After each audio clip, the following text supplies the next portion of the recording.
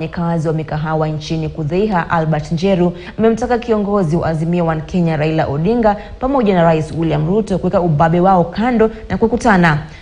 Akizungumza na wanahabari, Njeru amesema kwamba hiyo ndio njia pekee ya kuliondolea wasiwasi taifa na Wakenya kwa jumla, huku akitaja kuwa maandamano yaliyoshuhudiwa na kupelekea vifo na uharibifu yanapunguza kasi ya ukuaji wa uchumi wa taifa.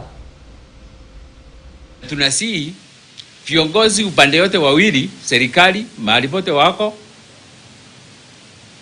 wale wa viongozi wa maandamano, His Excellency Prime Minister na wale viongozi wengine, tuone vile tunaweza kukaa chini, tuzungumze, tutafute suluhisho yale maneno inaendelea Kenya leo.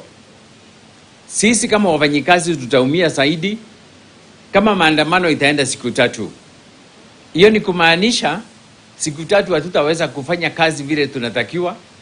Hiyo ni kumaanisha viwanda vyetu zitakuwa zinafungwa siku 3. Hiyo ni kumaanisha hata ile